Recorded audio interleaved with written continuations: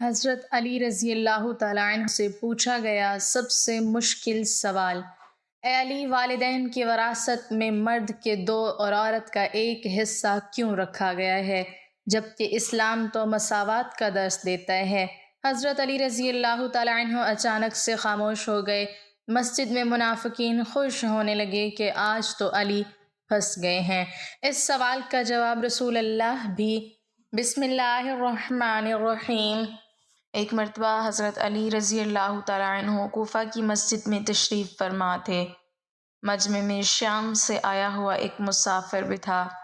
نہایت ادب سے کھڑا ہوا اور عرض کی: اے امیر المومنین، مجھے کچھ سوالات میں تشویش ہے۔ میں آج یہاں آپ کی موجودگی کا سن کر آپ سے چند سوالوں کے بارے میں جاننے کے لیے آیا ہوں۔ میں آپ سے ان کے متعلق درست معلومات چاہتا ہوں۔ آپ رضی اللہ تعالیٰ عنہ نے جواب دیا: اگر تم سوالات پوچھنا چاہتے ہو تو پوچھو، اگر ضد بازی یا بحث کا ارادہ رکھتے ہو تو محفل کے آداب کو دیکھو اور خاموشی سے بیٹھ جاؤ۔ یہ مکالمہ سن کر ہجوم میں لوگ بھی آپ کی جانب متوجہ ہوئے۔ اس شخص نے حضرت علی رضی اللہ تعالیٰ عنہ سے سوالات کا آغاز کیا اور کہا: اے امیر المومنین، مجھے یہ بتائیں کہ تخلیق کائنات میں اللہ نے سب سے پہلے کس کو تخلیق کیا؟ حضرت علی رضی اللہ تعالیٰ عنہ نے فرمایا: اللہ تعالیٰ نے سب سے پہلے نور کو پیدا کیا۔ اس نے پھر سوال کیا: اللہ تعالیٰ نے زمین اور پہاڑوں کو کس چیز سے بنایا؟ آپ رضی اللہ تعالیٰ عنہ نے فرمایا: اللہ نے آسمانوں کو پانی کے بخارات سے، زمین کو پانی کی جھاگ سے اور پہاڑوں کو پانی کی موجوں سے بنایا۔ پھر اس نے سوال کیا کہ مکہ کو ام القریٰ کیوں کہا جاتا ہے؟ آپ رضی اللہ تعالیٰ عنہ نے فرمایا: ام القریٰ کے معنی ہر ترتیب کی ماں، کیونکہ زمین کی ہر چیز اس کے نیچے سے بچھائی گئی، اسی لیے عرب کے شہر مکہ جہاں بیت اللہ شریف ہے اسے ام القریٰ کہا جاتا ہے۔ اس آدمی نے اگلا سوال کیا: زمین کے اوپر کے آسمان کو کس چیز سے پیدا کیا گیا؟ آپ نے جواب دیا: رکی ہوئی فوج سے۔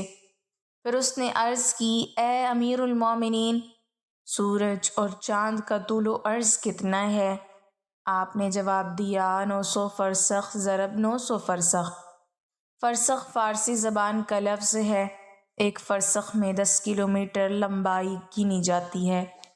اس نے اگلا سوال کیا: ستارے کا طول و عرض کتنا ہے؟ آپ نے جواب دیا: 12 فرسخ ضرب 12 فرسخ۔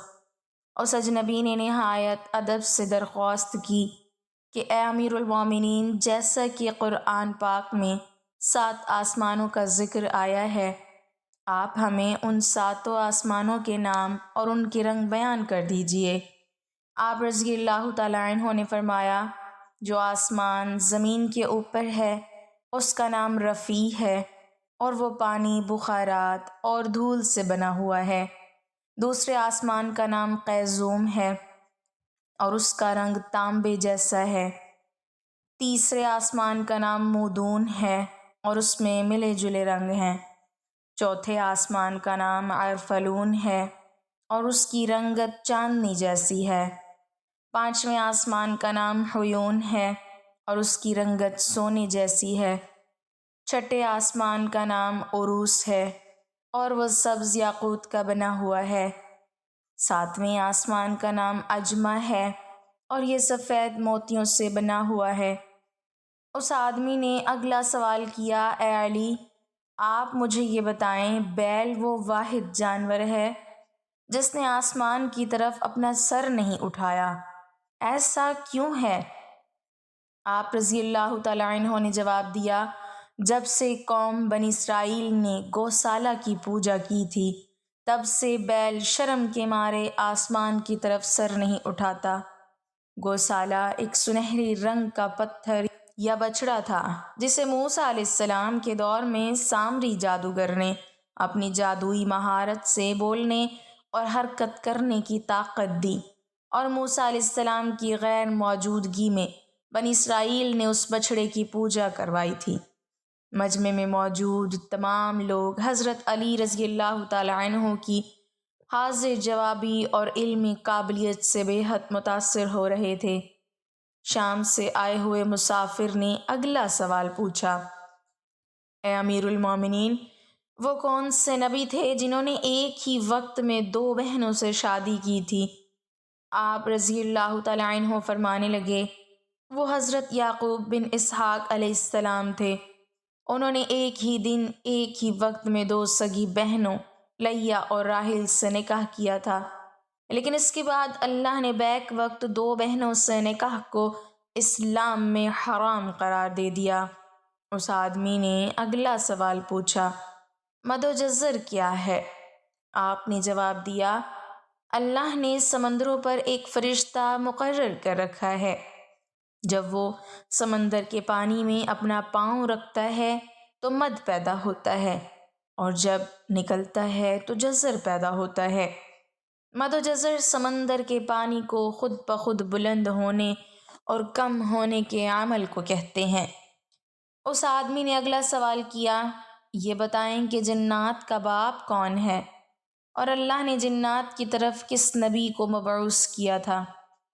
حضرت علی رضی اللہ تعالی عنہ نے فرمایا، جنات کے جد اعلیٰ کا نام شمان ہے، اور اسے اللہ نے آگ کے شعلے سے پیدا کیا تھا، اور اللہ نے جنات کی طرف ایک نبی کو مبعوث فرمایا تھا جس کا اسم گرامی یوسف تھا، جنہوں نے جنات کو اللہ پاک کی عبادت کی دعوت دی، لیکن انہوں نے اسی نبی کو قتل کر دیا۔ اس شخص نے دوبارہ دریافت کیا، ابلیس کا آسمان میں کیا نام تھا؟ حضرت علی رضی اللہ تعالی عنہ نے جواب دیا، حارث۔ پھر اس نے پوچھا کہ آدم علیہ السلام کا نام آدم کیوں رکھا گیا، اور انہوں نے کتنی عمر پائی؟ آپ رضی اللہ تعالی عنہ نے فرمایا، کیونکہ وہ عدیم ارض یعنی نایاب زمین کی کھال سے بنائے گئے تھے، اسی لیے ان کا نام آدم رکھا، اور 900 سال عمر پائی۔ اس نے سوال کیا، میراث میں مرد کے 2 جبکہ عورت کا 1 حصہ رکھا گیا ہے، جبکہ اسلام تو مساوات کا حکم دیتا ہے۔ آپ رضی اللہ تعالی عنہ فرمانے لگے، جنت میں حضرت حوا علیہ السلام نے جو خوشہ اٹھایا تھا اس پر گندم کے 3 دانے تھے، انہوں نے خود 1 رکھا جبکہ آدم علیہ السلام کو 2 دیے۔ چونکہ وہ ہمارے جد ہیں، اسی لیے اسی نسبت سے وراثت میں مرد کے 2 اور عورت کا 1 حصہ مقرر ہوا۔ اس نے پوچھا، مخدوم کون سے نبی پیدا ہوئے؟ آپ رضی اللہ تعالی عنہ نے فرمایا، اللہ نے آدم علیہ السلام اور ان کے بیٹے شیش علیہ السلام، حضرت ادریس علیہ السلام، سام بن نوح علیہ السلام، حضرت داؤد علیہ السلام، حضرت سلیمان علیہ السلام، حضرت لوط علیہ السلام، حضرت اسماعیل علیہ السلام، حضرت موسیٰ علیہ السلام، حضرت عیسیٰ علیہ السلام اور حضرت محمد صلی اللہ علیہ وسلم کو مخدوم پیدا فرمایا۔ اس شخص نے دریافت کیا، روئے عرض پر شیر سب سے پہلے کس نبی نے عرض کیے؟ آپ رضی اللہ تعالی عنہ نے جواب دیا، حضرت آدم علیہ السلام نے۔ جب حضرت آدم علیہ السلام زمین پر اتارے گئے اور انہوں نے ہر طرف زمین کی خاک اور وسعت اور ہوا کو دیکھا، اور پھر جب شیطان کے وسوسے کی وجہ سے قابیل نے حابیل کو قتل کیا تو آدم علیہ السلام نے شدید غم میں یہ اشعار کہے جن کا ترجمہ ہے، اور ان کے رہنے والے بدل گئے، اور زمین کا چہرہ خراب اور گرد آلود ہو چکا ہے، رنگ و ذائقہ رکھنے والی چیز بدل گئی، اور خوبصورت چہرے کی بشاشت ماند پڑ گئی۔ میں اپنے طور و حیات کو غم سمجھتا ہوں، اور کیا زندگی کے خاتمے کی وجہ سے مجھے چین مل سکے گا؟ میں آنسو آخر کیوں نہ بہاؤں، کیونکہ حابیل قبر میں دفن ہو چکا ہے اور قابیل نے اپنے بھائی کو قتل کر دیا۔ ہائے غم و حسرت، ساملا سلونا بیٹا گم ہو گیا۔ یہ بات سن کر سبھی حاضرین خاموش ہو گئے۔ پھر وہ شام کا شخص پھر بولا، امیر المومنین، حضرت آدم علیہ السلام جنت سے نکالے جانے کے غم میں کتنا عرصہ روئے؟ آپ رضی اللہ تعالیٰ عنہ نے فرمایا آپ 100 سال تک روتے رہے۔ شامی شخص نے پھر سوال کیا کفر کی ابتدا کس نے کی اور پہلا کفر کس نے کیا؟ آپ رضی اللہ تعالیٰ عنہ نے جواب دیا کفر کی ابتدا ابلیس سے ہوئی اور وہی کائنات کا پہلا کافر ہے۔ اور پھر اس شخص نے آخری سوال کیا حضرت نوح علیہ السلام کا اصل نام کیا تھا اور ان کی کشتی کا طول و عرض کتنا تھا؟ آپ رضی اللہ تعالیٰ عنہ نے جواب دیا نوح علیہ السلام کا اصل نام سکن تھا۔ انہیں نوح علیہ السلام کہنے کا سبب یہ تھا کہ انہوں نے 950 برس تک قوم پر نوحہ کیا تھا۔ ان کی کشتی کا طول 800 ہاتھ اور عرض 500 ہاتھ اور سطح زمین سے اس کی بلندی 80 ہاتھ۔ ایک مرتبہ ابو طالب کی اپنے بیٹے حضرت علی رضی اللہ تعالیٰ عنہ پر نظر پڑی۔ دیکھا کہ وہ نبی صلی اللہ علیہ وسلم کے پیچھے پوشیدہ طور پر نماز پڑھ رہا ہے۔ یہ پہلا موقع تھا جب ابو طالب کو اپنے چھوٹے بیٹے کے بارے میں معلوم ہوا کہ وہ بھی محمد صلی اللہ علیہ وسلم کے پیروکاروں میں شامل ہو چکا ہے اور ان کے دین و مذہب کو قبول کر چکا ہے اور قریش کے معبودوں سے خود کو بہت دور کر چکا ہے۔ جب لڑکے نے نماز پوری کر لی تو اپنے والد کی جانب پامردی اور استقلال کے ساتھ متوجہ ہوا اور بلا تأمل پکار کر کہنے لگا ابا جان، میں اللہ اور اس کے رسول صلی اللہ علیہ وسلم پر ایمان لے آیا ہوں اور میں نے حضرت صلی اللہ علیہ وسلم کے لائے ہوئے دین کی تصدیق اور اتباع کی ہے۔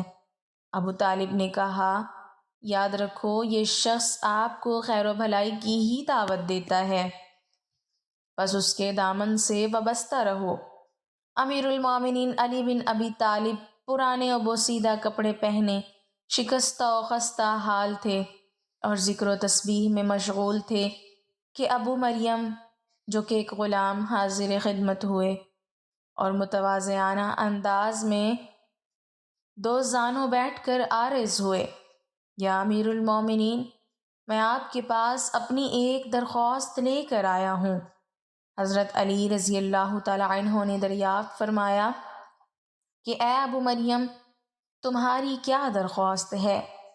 ابو مریم نے کہا کہ میری درخواست یہ ہے کہ آپ اپنے جسم سے یہ چادر اتار دیں، یہ بہت پرانی اور بوسیدہ ہے۔ حضرت علی بن ابی طالب کرم اللہ وجہہ نے چادر کا کونا اپنی آنکھوں پر رکھا اور زار و قطار رونے لگے۔ ابو مریم نے شرمسار ہو کر کہا اے امیر المومنین، اگر مجھے پتہ ہوتا کہ آپ کو میری اس بات سے تکلیف ہوگی تو میں آپ کو چادر اتارنے کا کبھی نہ کہتا۔ جب امیر المومنین کے آنسو ذرا تھمے تو آنسو پوچھتے ہوئے فرمایا اے ابو مریم، اس چادر سے میری محبت روز بروز بڑھتی جاتی ہے کیونکہ یہ چادر مجھے میرے خلیل اور میرے حبیب نے ہدیہ کے طور پر دی تھی۔ ابو مریم نے بنظر استجاب پوچھا اے امیر المومنین، آپ کے خلیل کون ہیں؟ حضرت علی رضی اللہ تعالیٰ عنہ نے فرمایا میرے خلیل حضرت عمر بن خطاب ہیں۔ بلا شبہ حضرت عمر رضی اللہ تعالیٰ عنہ کے ساتھ مخلص تھے، اللہ تعالیٰ نے بھی ان کے ساتھ بھلائی کی۔ پھر حضرت علی کرم اللہ وجہ الکریم دوبارہ رونے لگے، حتیٰ کہ آپ کے سینہ مبارک سے گونجدار آواز آنے لگی۔ حضرت علی المرتضیٰ رضی اللہ تعالیٰ عنہ کی زرہ گم ہو گئی۔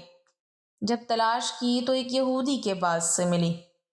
آپ نے اس یہودی سے فرمایا یہ میری زرہ ہے، میں نے یہ زرہ نہ فروخت کی اور نہ کسی کو ہبہ کی تھی۔ یہودی نے کہا یہ میری زرہ ہے کیونکہ یہ میرے قبضے میں ہے۔ حضرت علی رضی اللہ تعالیٰ عنہ نے فرمایا کہ چلو قاضی کے پاس چلتے ہیں۔ چنانچہ دونوں قاضی شریح کی عدالت میں گئے۔ شریح نے کہا کہ جی امیر المومنین، آپ کہیے آپ کیا کہتے ہیں؟ حضرت علی رضی اللہ تعالیٰ عنہ نے فرمایا کہ یہ زرہ جو اس یہودی کے پاس ہے میری زرہ ہے میں نے یہ زرع نہ بیچی ہے اور نہ کسی کو ہبہ کی ہے۔ شریح نے پھر اس یہودی سے کہا، ہاں تم کیا کہتے ہو؟ یہودی نے کہا کہ یہی میری زرع ہے اور میرے قبضے میں ہے۔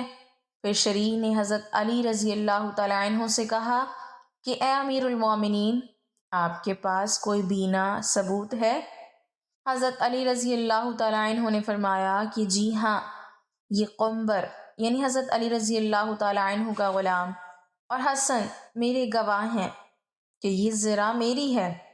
شریح نے کہا کہ بیٹی کی گواہی باپ کے حق میں تو جائز نہیں ہے، لہٰذا فیصلہ یہ ہے کہ یہ زرع اس یہودی ہی کی ہے۔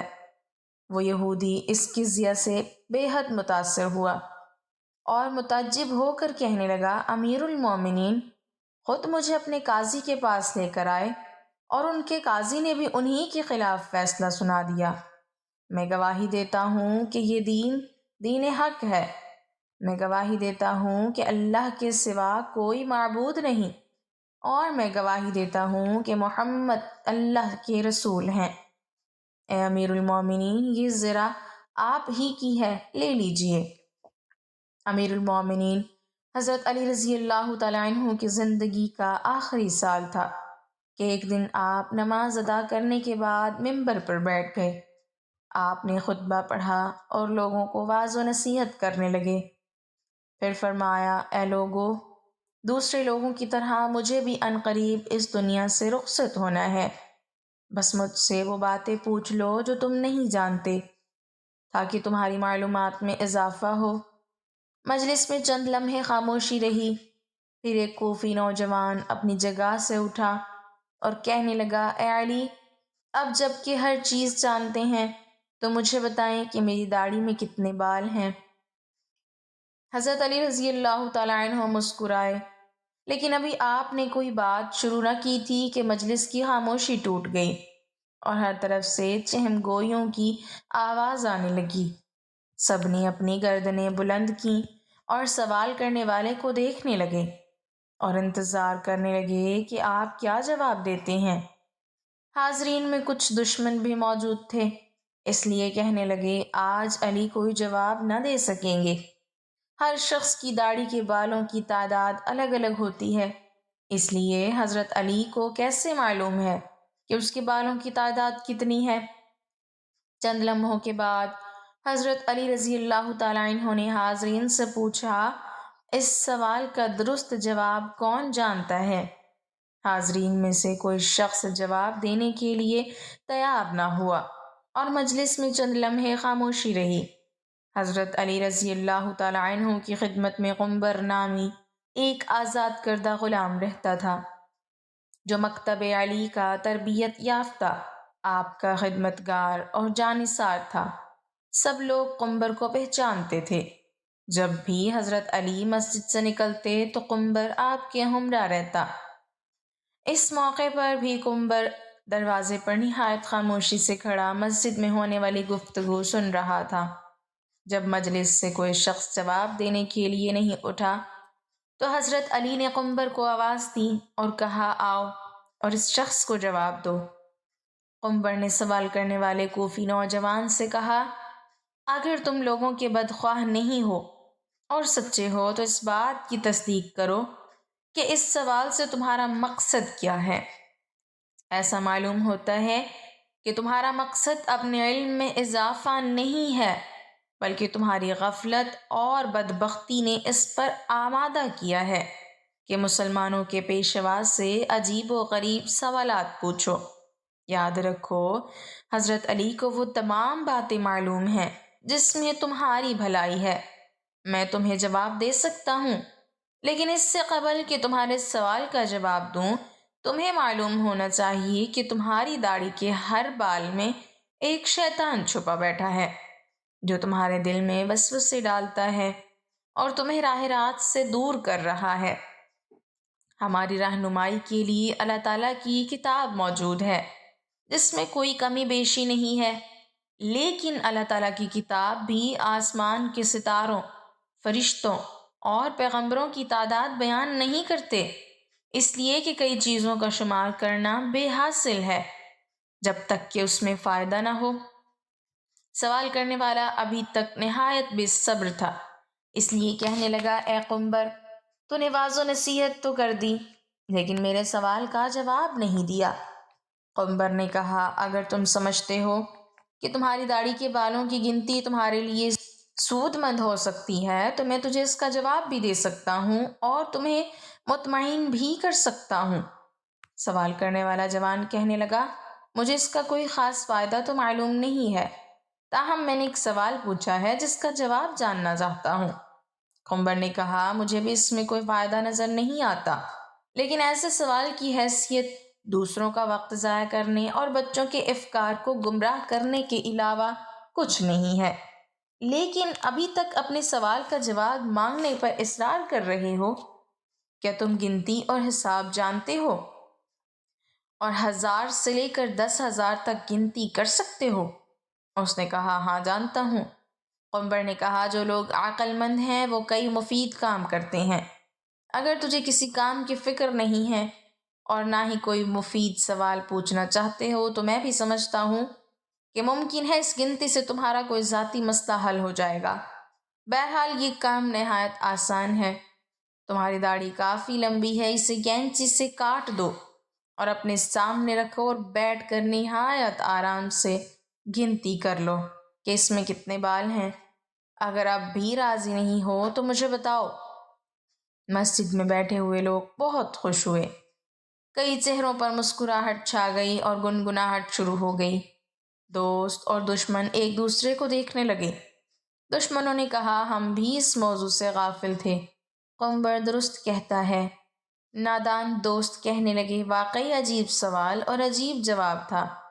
یہی وجہ تھی کہ حضرت علی رضی اللہ تعالیٰ عنہ نے اس کے جواب کے لیے اپنے غلام کو حکم دیا۔ سوال پوچھنے والے نے شرمندگی سے کہا، اے قنبر، تو نے درست کہا ہے اور مجھے غفلت کے خواب سے بیدار کر دیا ہے اور راہ راست پر لے آیا ہے۔ اب میں اپنی داڑھی کے بالوں کی گنتی معلوم نہیں کرنا چاہتا۔ پہلے تو میں بھی خوش تھا کہ عجیب سوال پوچھ رہا ہوں، لیکن اب سمجھ گیا ہوں کہ کوئی عجیب اور بے حاصل مسئلہ پوچھنا ہنرمندی نہیں ہے۔ میں شیطانی وسوسوں سے اللہ تعالیٰ کی پناہ مانگتا ہوں۔ اس کے علاوہ اس امر سے زیادہ خوش ہوں کہ اگرچہ سوال بیہودہ تھا لیکن جواب دینے والا عقل مند تھا۔ اللہ تعالیٰ سے دعا ہے کہ ہمیں دین پر چلنے کی توفیق عطا فرمائے، امت مسلمہ کی تمام پریشانیوں اور مشکلات کو آسانیوں اور عافیت میں بدل دے، آمین۔ ناظرین، کمنٹ باکس میں اللہ تعالیٰ کے 99 ناموں میں سے ایک نام ضرور ٹائپ کریں۔